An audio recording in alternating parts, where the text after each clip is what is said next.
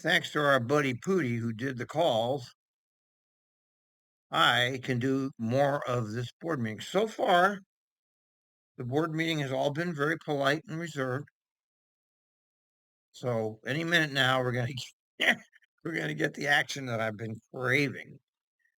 I know what's going to happen. I haven't seen this meeting yet, but I can already see what's going to happen. All these board members are going to give reasons why they should increase the fare, and it's going to set off a reaction.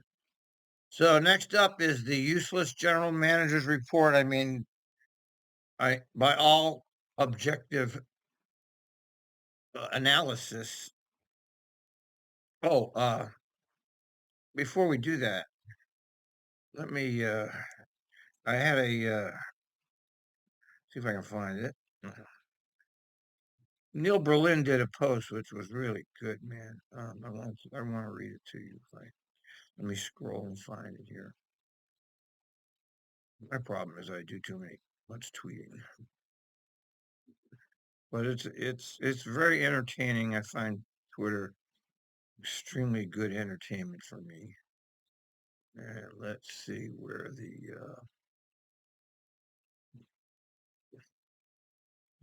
is here? Somebody did a post about Neil, so he's famous, man. Oh, did you see this one? What the fuck? What the fuck? Yeah, you need to... Okay. Oh, good old Ozzy. Ozzy. What will we do with you?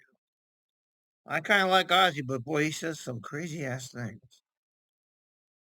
You know, he turned himself into a target here. Oh, Ozzy, why did you do that? Where's Neil? Here it is. Here. Neil Berlin. Over the past, let me make it big so you can read along with me. Over the past decade, TRIMET has increased several times the TRIMET tax on business. Correct. In addition, with the passage of the 2017 transportation tax, that's what I call the tax grab. They foisted it onto the backs of everybody without a vote. Everyone who receives a paycheck in Oregon pays a tax to TRIMET. 90% of the revenue goes to TRIMET. I'm not sure if that's true or not. A lot of that money goes to bridges and roads, even those who do not live in the transit district service area. Most notably, this tax was not voted on it was pushed by Democratic Governor Kate Brown and rubber stamped by the Democratic legislators. Correct. Not once during this entire presentation by TRIMET did you hear about the increase of the TRIMET bureaucracy, and he's correct. More management salaries that are justified. That's the going rate compared to industry. Yeah. Note that transit management industry on hold has failed to deliver what the public wants, let alone has paid for safe, reliable transportation. No mention that the current CEO is the highest paid CEO in TRIMET history who received a bonus last year. Note that the TRIMET CEO is in the top 6% of all transit agencies, yet TRIMET ranks in 25th in size. His major accomplishment, the lowest ridership in TRIMET history with 20%. Yes, he's correct. Neil hits the nail on the head again. You have massive incompetence, and they're getting paid fortunes despite it. This is the country we live in now. You see this all everywhere. This entire government is like this. It's not just TRIMET, it's every part of government is this. They no longer consider us that's whatsoever. They're like living in another reality, and we don't count anymore. They're just running this money laundering scheme, and we all have to put up with it. Monthly report, General Manager Dessou. Thanks, President Simmons. Good morning, boards, staff, public.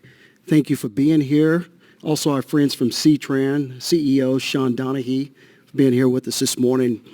This morning, I'm going to share timely information with you on our April ridership numbers. I will update our plans with Forward Together service plan, provide details on our summer pass program, and also explain more about this pilot that's being talked about aimed at helping to improve the reliability of the elevators on our transit system. So let's start with ridership. So for the month of April, TriMet provided 4.8 million trips in Yeah, here we go with his useless statistics. April. A system-wide weekly ridership update with that we were up 15% over this time last year, which sits about 62% of where we were pre-pandemic.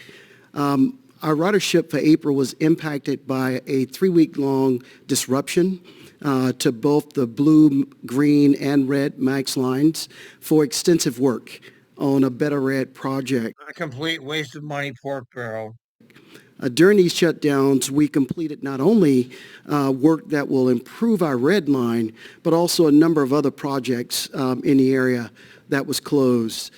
This includes Yeah, this complete ridiculous. See, they're going to raise your fare. Meanwhile, they're spending $250 million on a project that's not necessary. Okay, you get it, you get it, you get it, you get it. included replacing wooden ties and sections of trike dated back to the opening of MAX. And just for your information, that was September 1986 that we were replacing ties. The work was completed on time and will increase reliability, keeping our trains and our customers moving. Now for an update on Forward Together, our revised concept service plan, focusing on improving ridership. I want to say this again, focusing on improving ridership and improving connections to destinations. Our budget for the upcoming year includes our first big package of transit improvements to come out of the Forward Together plan. As you remember, our community helped us really shape this plan and the future of our bus service.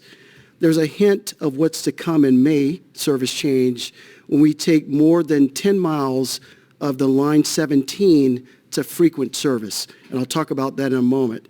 5 more frequent service bus lines. So, they cut all your frequent service bus lines, and now he's trying to brag that they're creating. You see what he's doing? They cut all the frequent service bus lines. He's trying to turn it around into like, oh, look what we're doing. We're doing something good here. When they're not doing something good. They're just bringing back what they had. Okay. Lines are planned for the upcoming year. So frequent service buses arrive every 15 minutes or less, most of the day, every day. And as we can see support for frequent service lines in our ridership. So let's take April for example.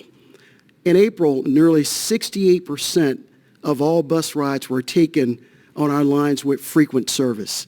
And the ridership on frequent service lines has returned to about 80% of pre-pandemic levels. So Tom Mills is here. He's going to talk with us about So wait a minute. He just said what's taking place. Tom? Jeez, you're so Thank you, useless, Sam. And thank you, President Simmons Here's Tom Mills, the only one that actually knows what's going on here. and TriMet Board. I appreciate you having me today. Sam really stole some of my thunder here. I've spoken to you a few times about Forward Together as well as my staff. And Forward Together, which would shove down your throat without your fucking permission, without a vote, without a Title VI analysis, without any hearings. And we just want to circle back as you look to approve the budget and what's going to happen this year and ensuing years. So as Sam mentioned, with the passage of the upcoming budget, there is a big batch of Forward Together service improvements that we have in there. And that includes the 6 frequent service upgrades that Sam had mentioned, service restorations back to their 2019 level, more weekend service. And Let's hear it, point it out, show us. Don't give us generalities. Tell us exactly what's being restored, exactly what the upgrades are, exactly what the more. They're not going to tell you. They never tell you the specific. They just throw out these generalizations. And I think that's really an untapped market that we've never really tapped into, and there's a real opportunity to get some. See, this is the problem right there. She's talking about markets. This is a public service. It's not a fucking market. This is the problem with your neoliberal government. They view everything from a capitalist point of view. New ridership there. So I'm very excited about that, as well as service to new and growing areas. Altogether, this will be about a 7 percentage point increase. We would love to be able to. So now you're down to, let's see, they cut 22%. So now the cut's only 22 minus 7, 15%. Right? Is that right? Restore all the way back to our pre-pandemic levels, but we still are digging our ways out of the bus operator shortage. But we are on the Which they created, as soon as they started offering the goddamn bonus, they got the operators. They didn't, they let that happen on purpose, people. They let the collapse of all these agencies happen on purpose. right trajectory and on their way there. And this is just the beginning. My staff is already planning or putting together the proposal for the FY25 service increase that we will bring to the public in the fall. Next slide. So once we build out Forward Together, which we think will probably take 3 to 4 years, I'm hoping, there's some real big results that we think we're going to come out of this. It'll be. Let's be honest, everything TRIMET has ever predicted has been wrong. Okay, they predicted all this ridership on those light rail lines. It never materialized. As a matter of fact, the light rail lines is what ruined TRIMET. That's when people stop riding. About 38% more service than what we have today. And as a result, more than 45% of jobs will be reachable by the median resident, more than 50%. I don't know how they come up with this. It's all abstract. They don't tell you how they came up with any of this. They just throw these numbers out here and we're supposed to believe them.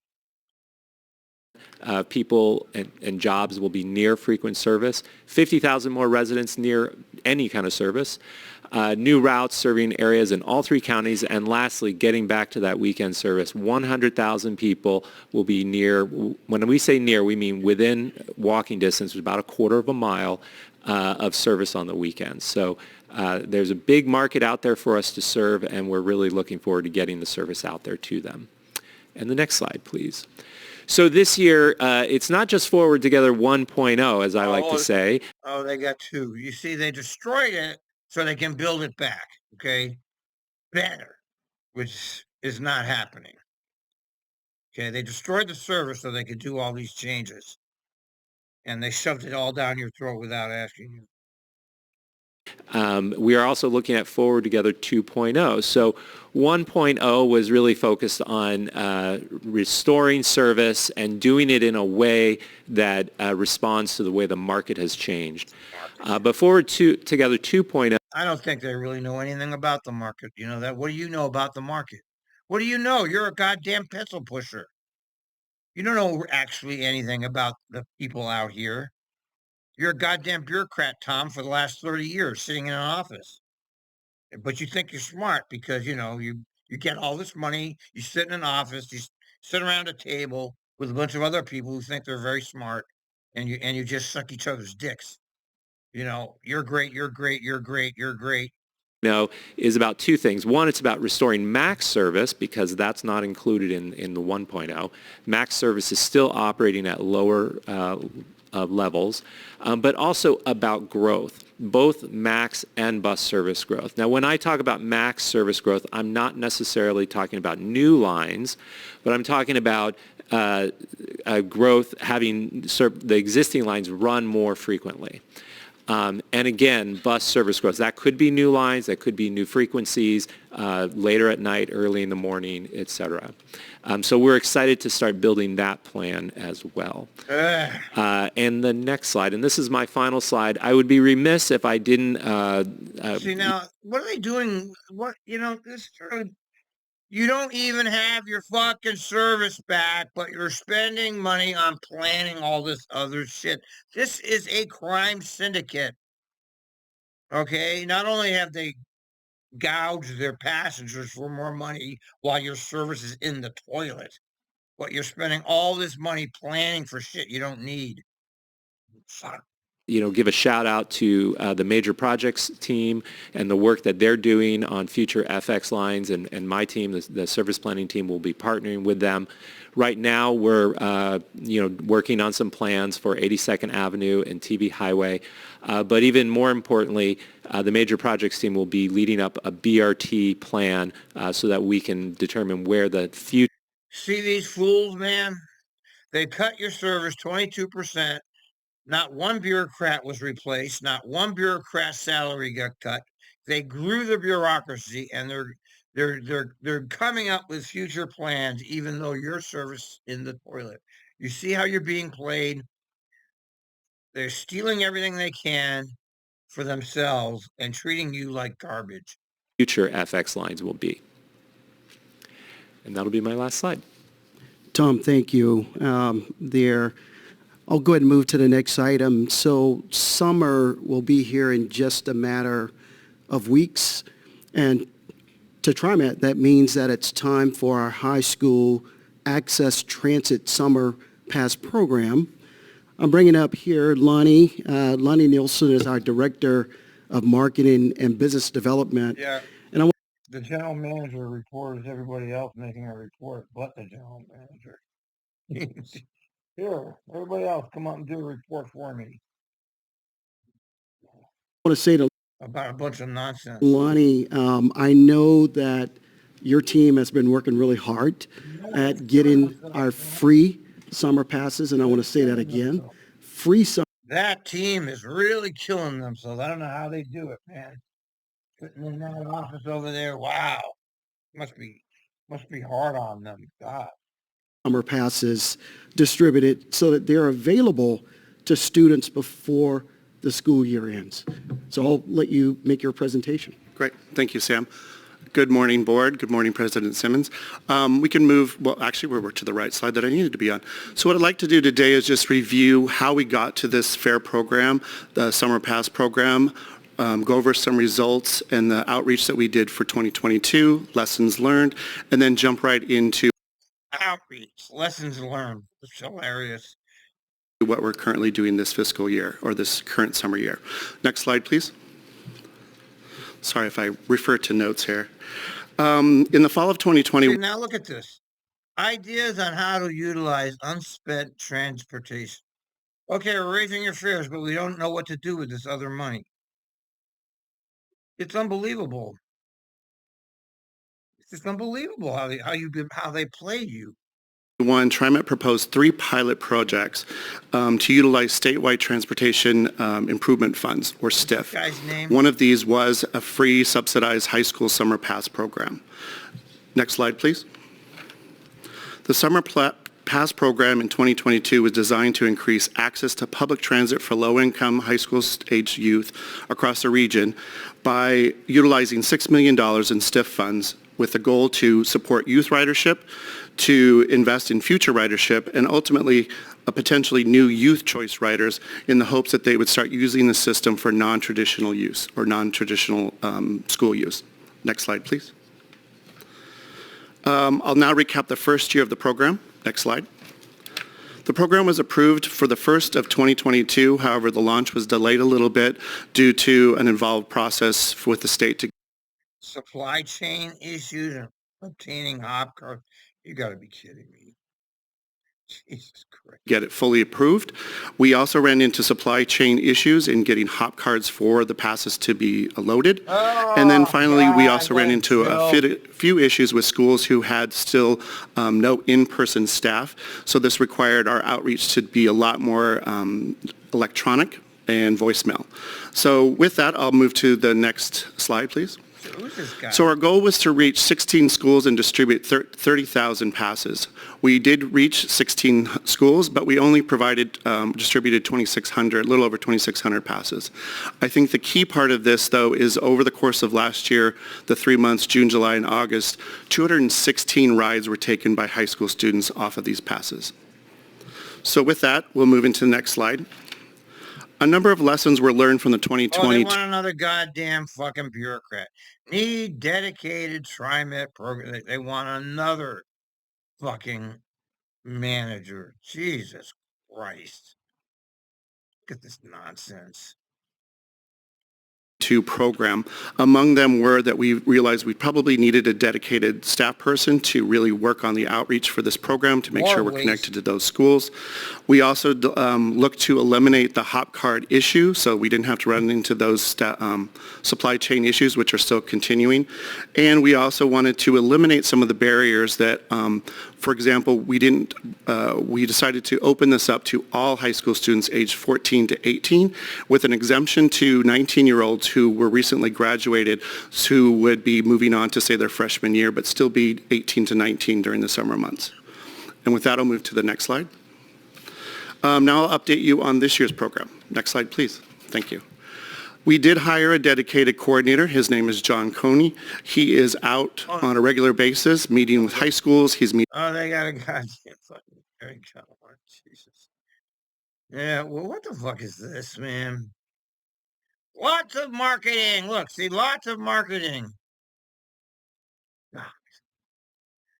Jesus. Meeting with boards. He is having conversations with administrators, educators, and along with that, making sure that we have a good distribution process when we come up with these passes. Along with this program was our decision to eliminate the hop cards, which I had mentioned before, but we also wanted to make sure that we were doing some active marketing and had good collateral to promote the program. Next slide, please. This map indicates the geographical groupings of the 18 school districts we've outreached to this current fiscal year. The Portland Public Schools.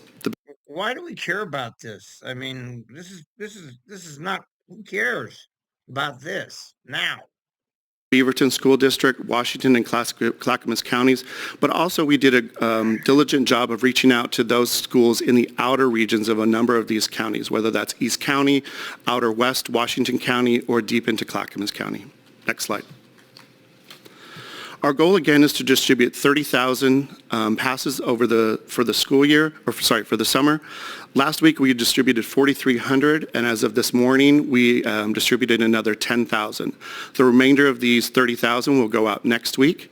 In addition to these cards being distributed, we have for the last month and a half now had posters and flyers out, which I'll show you in a moment. But we wanted to make sure that students had these by the 1st of June.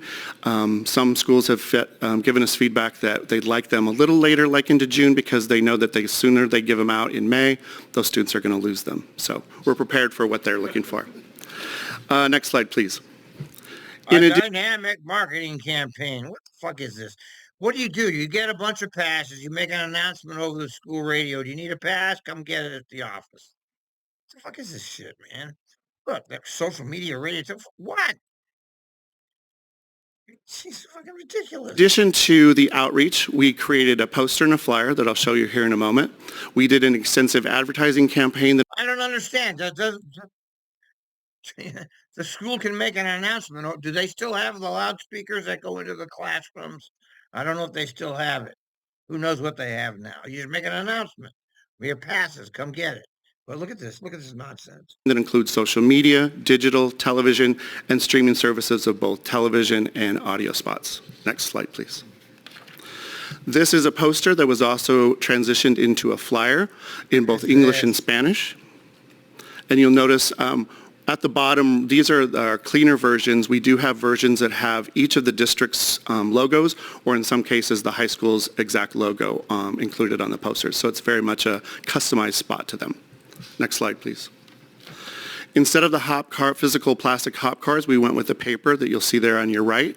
We also created sleeve announcements, so you kind of have the promotion of the campaign, the QR code links to a website, and then on the back we put on a little conversation about how to ride. What the hell? Next slide, please. We also produce 15-second TV spots, both in English and Spanish. I don't understand why you need to advertise this shit. It's a free pass. People will want it. And I'll have the IT folks go ahead and play those for us now, both in English and Spanish. Oh my God. If you're a high school student between the ages of 14 and 19, Look, hop there's on a board high TRIMET for There's a free high this school summer. student. Find out how to ride TRIMET buses and MAX trains for free with your friends all summer long at TRIMET.org/summerpass. TRIMET, how life moves. Can you believe this fucking nonsense?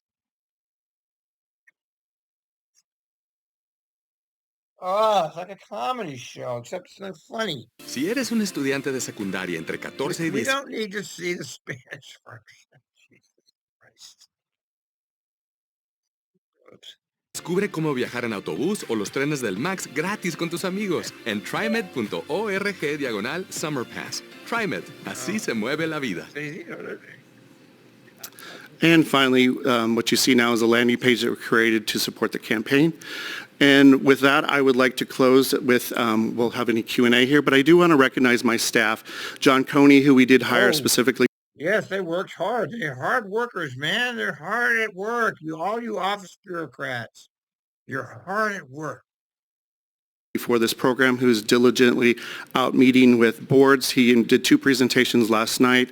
I also want to recognize Wes Charlie. He is the Fair Programs Manager for this division, as well as Andrew Longteague, who created the advertising campaign, and Preston Covey, who created the digital graphics that you see. And with that, I'll close and open it up to conversation or Q&A. Who is this guy? Thank you, Lonnie.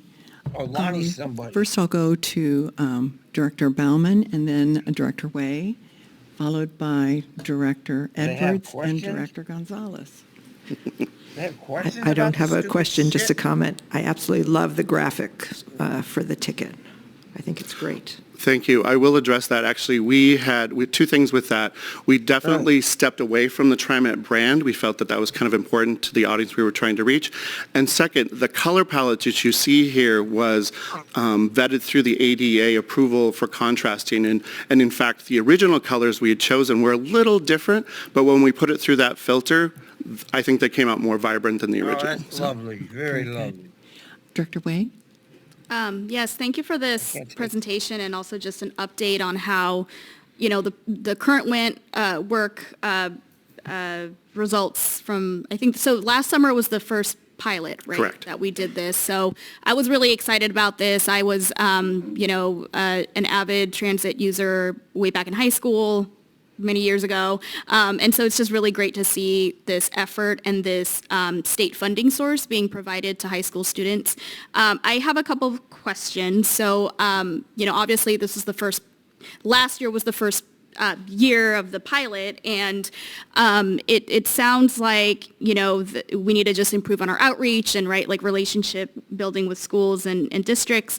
But I saw the 216 number, I think, of the amount of times that students used it over the summer. So so that to me says, students we did a great job of passing out, right, this opportunity, but just students were just not using them. So how do we track that data? So the data last year was tracked to this physical hop cards that were distributed. This year, we're going to track against the taps that go for that. We may not have the exact kind of data that we'll see here. We are contemplating doing a research study that we would field with the high school specifically. We'd have to tread lightly on how we do that just because they're underage. But those are some things that we're looking at. But yes, in addition to what we do for outreach, we have an ongoing ridership recovery campaign going. So we hope between the two, that'll encourage ridership across the board and specifically youth.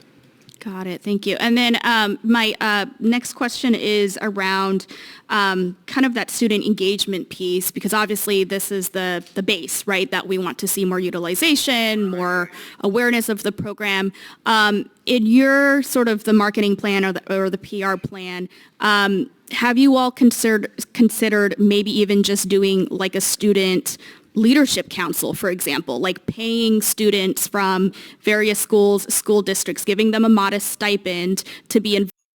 I don't know what the problem is here. You're giving away free passes. People will come and get them. All you got to do is post a notice somewhere. Well, I don't get it. I don't get this. Okay. I don't get it. Involved in this because I really feel like young people know how to talk to young people about, right, like our transit system and like how to take the bus and like the messaging and the marketing. We pay focus groups all the time, right? Like $25 here, $50 here to participate in, different projects that we do. So has that been a consideration, is to actually pay young people to participate? I don't know why I'm cutting in and out, sorry. No worries. It actually has. A number of high schools have mentioned that they, with their student organizations, that might be a good resource as we tap them earlier next year to start building up that conversation and that enthusiasm for the passes coming. Great, thank you. And then my last question is there going to be an expansion to more languages in addition to Spanish, English, average, in all 3 counties? I think there's about at least 50 different languages that are spoken in the various school districts. We are discussing that. As we dive more into it, we'd have to figure out which languages we can do and which formats we do it in. Obviously, we can do more when it comes to print and digital, but we run into issues of actually being able to communicate that out properly through media channels. But I think for the in-school portion of it, yes, we would like to add more languages as we go each year. That would be great. Thank you. Director Way, I wanted to pop in quick, like you had made mention of the 216 number. It's 216,000 rides that were taken. So it is, I think, an impressive number for our first out of our pilot. So we obviously want to improve upon that, but I just wanted to point that out. Thank you. And I think that's a great point, JC. That idiot is over. Another fucking idiot being paid way too much for doing nothing. And if we can get maybe even those taps or whatever it is that are being used by our regions, that would be helpful, because I represent Clackamas, which is a huge area in our service district. And so I would be really curious as to, out of that 216, what is the percentage that's serving Clackamas youth? We'll see what we can do. Thanks. Director Edwards? Thank you. Thank you very much for this report. It's a very comprehensive report, and I know there's a lot of challenges out there. And it's ridiculous. I can't believe I take the time to watch this stupid ass shit show. You were addressing those challenges and learning from your experience, and so I certainly appreciate that. The question that I had was that is it all high school age students, or is it all high school students ages 14 to 18? The first year was all high school students, but that was one of the barriers that we thought we would eliminate. So it's technically open to all youth ages 14 to 18, with the inclusion of 19-year-olds who have graduated, and in some cases who might even be trying to earn their GEDs. So yeah, it's pretty much open to all youth 14 to 18. Thank you. Yes. Director Gonzalez? Thank you, President Simmons. It's Ozzy! Cool stuff. It's Ozzy. He's the focus of everybody's attention now. Oh, Ozzy, why did you do it? Why? Congratulations on this second generation version of it. It's great to see what I would call leaps and bounds in applying some of the lessons from the last year, from the marketing side, the graphics. I think you made some really wise decisions on how you've applied it and used the visual accessibility lens. It's great to see the focus on building writers and creating that ridership culture. And so with that in mind, leaning on some of the comments Director Y mentioned, I think the extent to which we can learn from the utilization rate, the uptake of this program, keeping in mind that what we're trying to do is cultivate new users, I think can help us see what we can learn about the new users. It's not just did they tap or didn't they, perhaps where in the system are they tapping, but also the ambassador. Again, great comment from Director Y on the ambassador element to this. Young folks communicate very well through digital means these days, and the concept of social media and gamification and sharing their journey and their experience as riders can be very powerful. And I think just... What the What are you talking about? I'd encourage us to continue to look at how we can simply open the canvas of possibilities Open the canvas of possibilities. Oh, Ozzy, Ozzy, Ozzy. for them to market as writers Oy, within oy, each oy, other. poor There guy. could be, I know we have writer networks in social media. There might be a dedicated hashtag or channel for young writers because they're going to have their unique perspectives, safety, security, communication about that, I think is going to give us a lot of unique insight.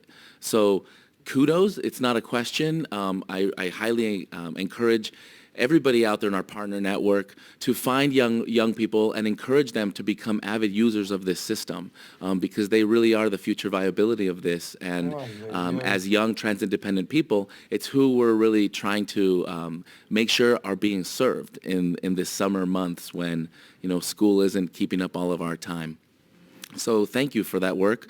I'm really encouraged by what I'm seeing. I hope by the end of summer we're able to have some data here that we can look back and see how did we do and how do we improve upon this. So thank you. Director Kim? Gonzalez. Thank you. Why are you thanks to your commenting team. on? Kudos. Why are they commenting on something so ridiculously stupid like this? Question, it sounds like or next year's planning is already on top of your mind as, for instance, working with student council in different high schools and whatnot. And especially as we have a lofty goal of, hoping that these young writers will eventually transition into adult writers, adult choice writers, and so forth. There's going to be no choice writers, okay? Forget it. Just stop this nonsense already. Your system is barely functioning. You have a captive audience that they have no choice. It's the only reason why you're still in business. Plus, you have a dedicated payroll tax, or you'd be under right now. Could you provide comment on ODOT's likelihood of future funding and essentially a likelihood of our future commitment, right? So when it comes to this sort of programs, it will be very important for us to be able to, commit to a longer term so that we can see more results. So just curious, as of today, if you could comment on the likelihood of future years.